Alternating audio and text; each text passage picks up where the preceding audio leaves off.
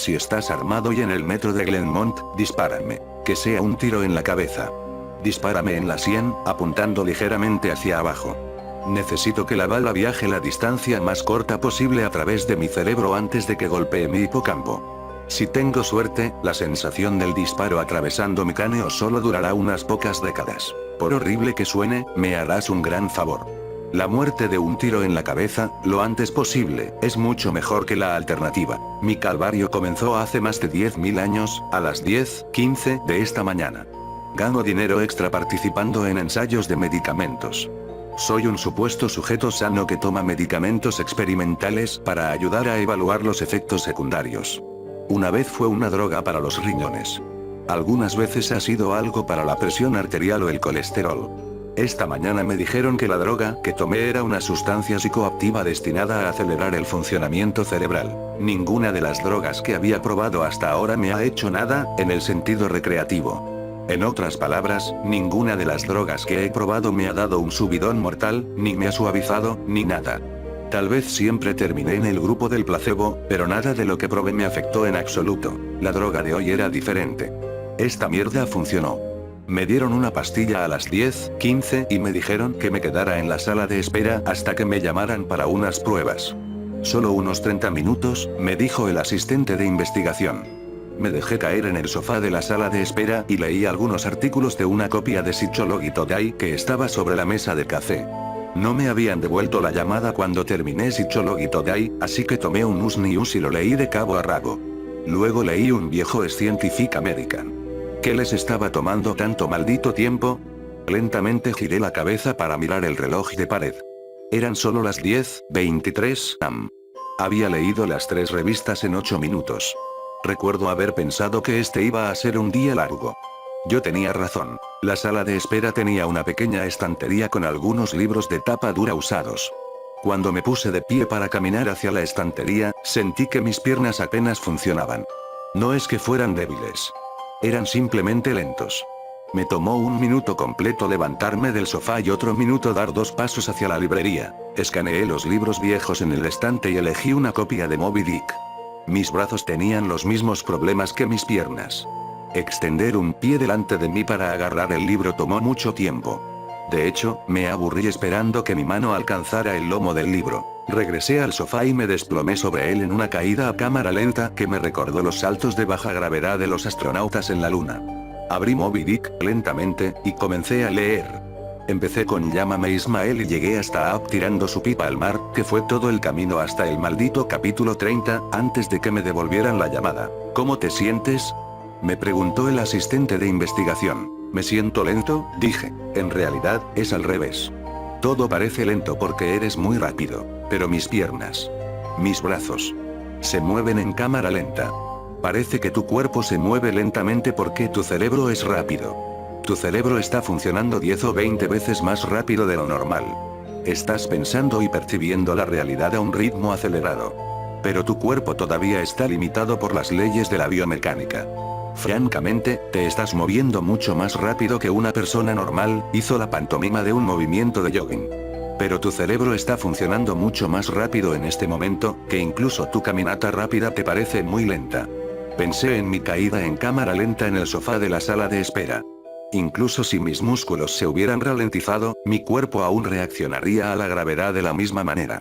Pero en la sala de espera, hasta caí en cámara lenta. Los músculos lentos no podían explicar por qué la gravedad parecía más débil. Mi cerebro iba a Warp 10. Así logré leer 3 revistas y los primeros 30 capítulos de Moby Dick en 15 minutos. Me hicieron una serie de pruebas. Las pruebas físicas fueron divertidas.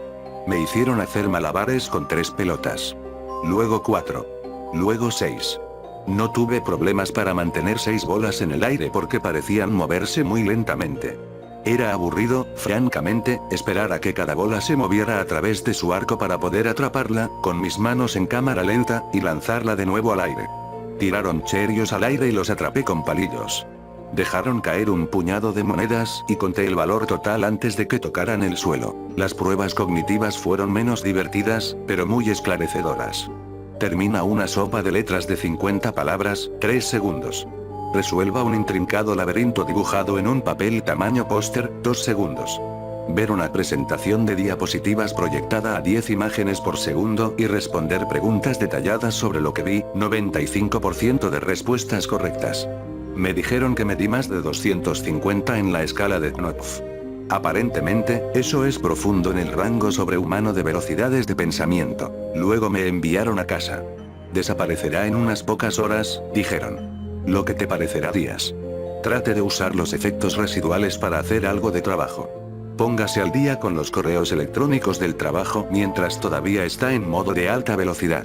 El viaje a casa fue horrible.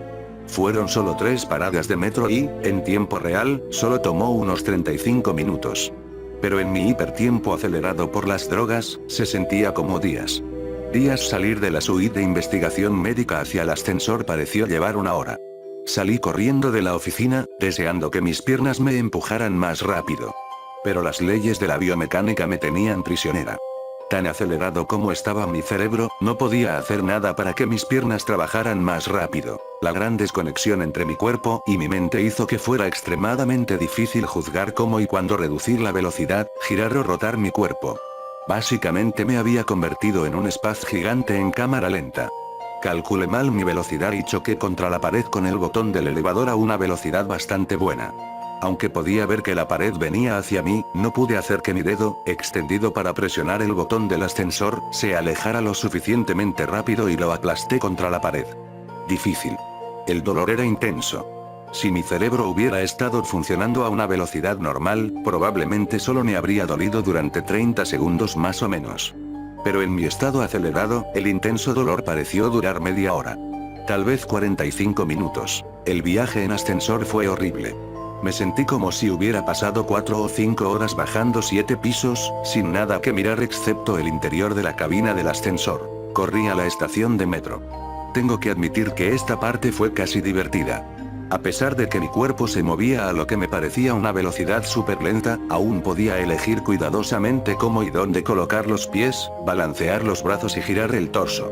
Solo tomó un bloque o 2 acostumbrarse a tener un cerebro que corría 2 docenas de veces más rápido que mi cuerpo. Luego, básicamente, corrí y bailé el resto del camino, girando y saltando entre las personas en la acera y esquivando autos en movimiento con pulgadas, también conocidos como minutos, de espacio libre. Pasé 1 hora, en mi marco de tiempo, bajando al subterráneo y corriendo hacia la plataforma. Tedio interminable esperando los 6 minutos para que llegue el tren de la línea roja.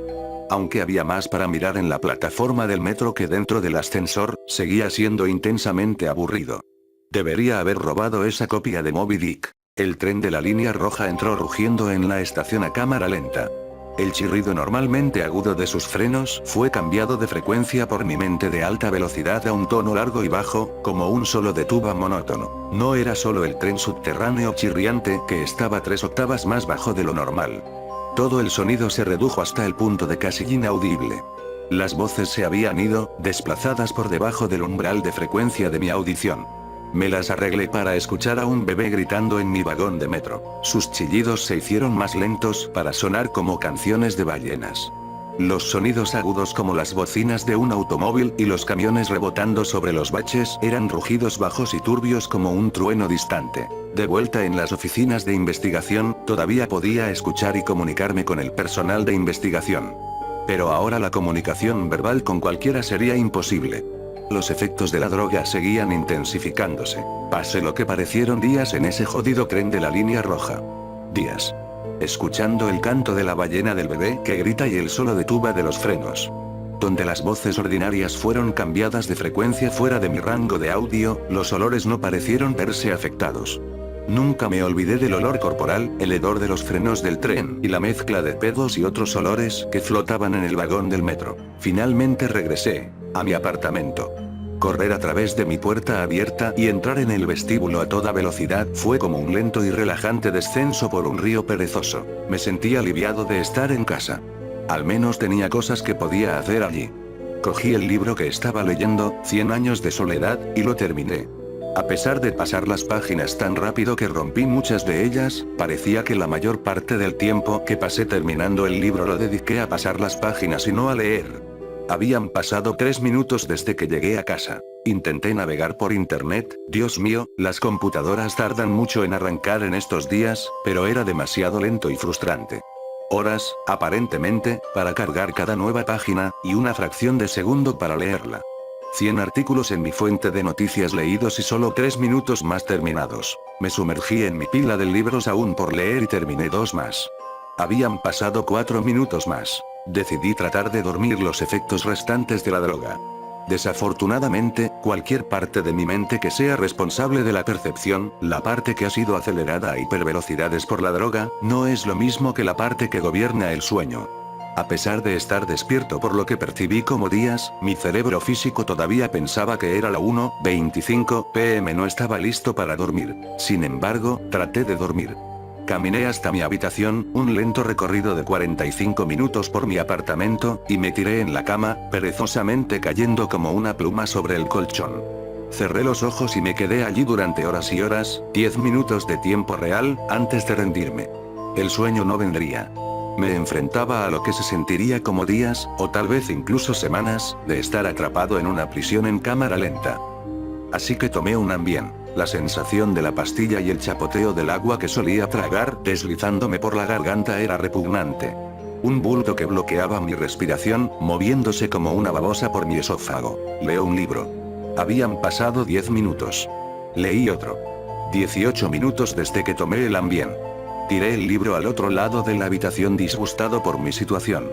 El libro hizo piruetas y giró lentamente por el aire, como una hoja que se mueve con la brisa. Golpeó la pared con un estruendo largo y débil, el único sonido que tenía en la cabeza durante lo que parecieron horas, luego se deslizó hasta el suelo como una chancleta que se hunde en una piscina. La fuerza de la gravedad no había cambiado desde que tomé la píldora. Las leyes de la física eran las mismas. Era solo mi percepción del tiempo lo que se había vuelto loco. Esto significaba que podía usar la velocidad a la que parecían caer las cosas como una forma de juzgar los efectos de la droga. Según el tiempo que tardó el libro en caer al suelo, calculé que los efectos de la droga aún se estaban intensificando. Yo leo una revista. Encendí la televisión. Vi claramente cada cuadro de video como si estuviera viendo una presentación de diapositivas. Frustrado, apagué la televisión. Leí un poco más. Los 2 primeros libros de History of the English Speaking Peoples de Churchill. No es exactamente una lectura ligera. Francamente, lo odiaba. Pero dadas las horas de tedio que me llevaría a ir a buscar otro libro de mi estantería, sentarme en el sofá y leer a Churchill era mejor. O al menos menos peor. Ya habían pasado 35 minutos desde que tomé el Ambien. Me acosté en el sofá y cerré los ojos. Pasó el tiempo. Inhalé, un proceso de 1 hora de duración. Pasó el tiempo. Exhalé durante más horas. Dormir. Haría. No. Venir. Necesitaba un nuevo plan. Decidí volver a las oficinas donde me dieron la droga. Tal vez tendrían algo que pudiera contrarrestar sus efectos. O al menos algo para noquearme hasta que desaparezca. Salí de mi apartamento lo más rápido posible, tomándome horas de mi tiempo para hacerlo. Ni siquiera me molesté en cerrar la puerta. Habría tardado demasiado. Baja las escaleras, es más rápido que el ascensor si corres, cruza el vestíbulo, sal por la puerta principal y sal a la calle. Estas pocas cosas se sintieron como un largo día en la oficina. Corriendo por la calle, bailando y zigzagueando entre los peatones, con lo que les debe haber parecido una destreza sobrehumana. Bajar el primer tramo de escaleras en el metro. Al otro lado del rellano. Otra hora. Luego en el segundo tramo de escaleras. Fue entonces cuando el Ambien me golpeó. El Ambien no me dio sueño. De nada. En cambio, debe haber tenido una severa reacción cruzada con el fármaco experimental que tomé esta mañana.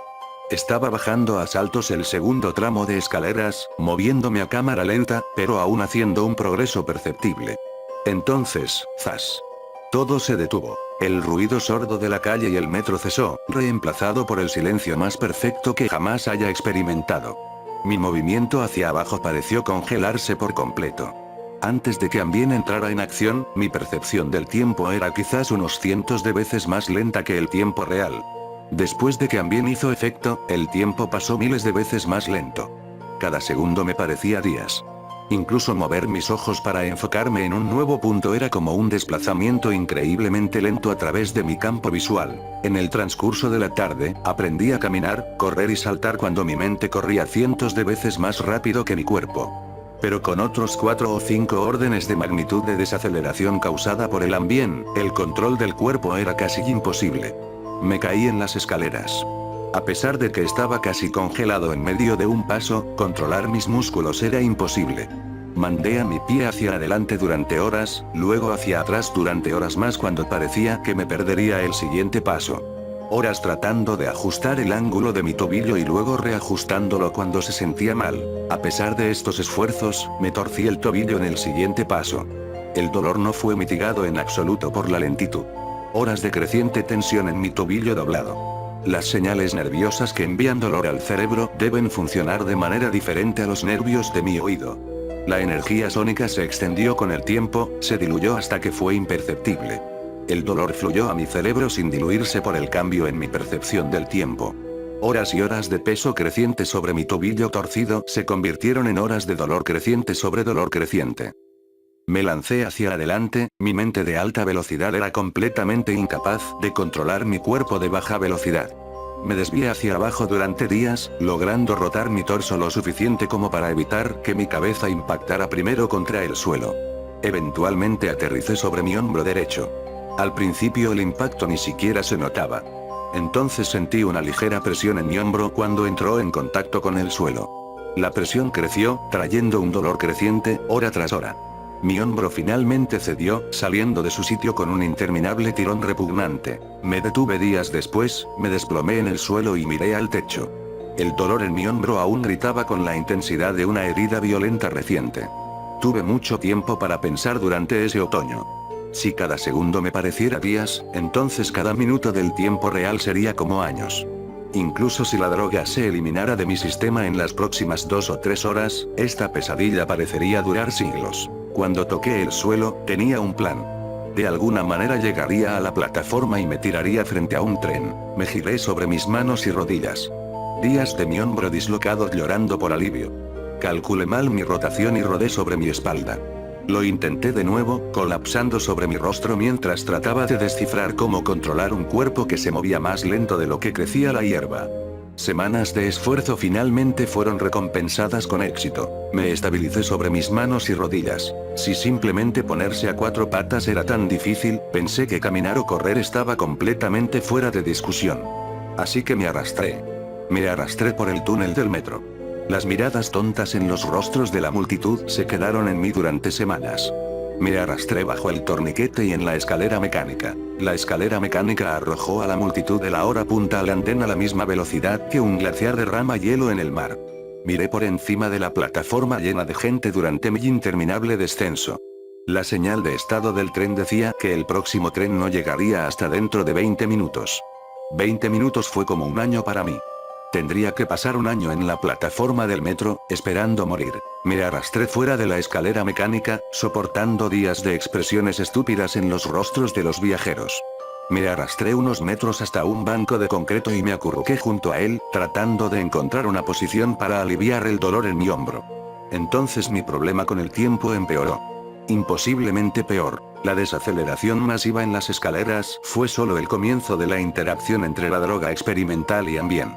Me golpeó por completo mientras estaba acurrucado en el banco. Parpadeé. Siguieron años de oscuridad. El sonido ya se había ido, y con mi parpadeo, la vista también se había ido. Todo lo que existió fue el dolor de mi caída. Mi mente hiperacelerada no perdió tiempo en compensar la falta de información sensorial. Voces me hablaron. Me cantaron en idiomas que nunca existieron. Los patrones, las caras y los colores iban y venían en mi mente. Recorrí toda mi vida, e imaginé vivir otra. Olvidé el inglés. Me instalé en una profunda desesperación. Hablé con Dios. Me convertí en Dios. Imaginé un nuevo universo y le di vida con mis pensamientos. Entonces lo hice todo de nuevo. Y otra vez. Mis ojos se abrieron con lentitud geológica. Un resplandor tenue. Semanas. Una rendija de luz. Semanas. Una vista estrecha de la plataforma del metro. Los tobillos de los viajeros cerca de mí y un anuncio en la pared opuesta. Saqué mi teléfono de mi bolsillo. Un proyecto que abarcó décadas. ¿Cómo puedo siquiera explicar el aburrimiento? El dolor en mi hombro no es nada comparado con el aburrimiento. Cada pensamiento que puedo pensar, ya lo he pensado cientos de veces. La vista de los tobillos y los anuncios nunca cambia. Nunca. El aburrimiento es tan intenso que es tangible, como un objeto sólido de metal y piedra encajado en mi cráneo. Ineludible. ¿Cuáles son mis opciones? Si me arrastro y caigo sobre las vías sin que un tren se acerque para aplastarme, no moriré. Experimentaré aún más dolor por la caída de 4 pies, pero lo más probable es que algún bienhechor me rescate en la plataforma y no pueda actuar cuando el tren finalmente llegue. Mi sufrimiento en ese escenario será interminable, así que espero el tren. Así que puedo tirarme debajo de él.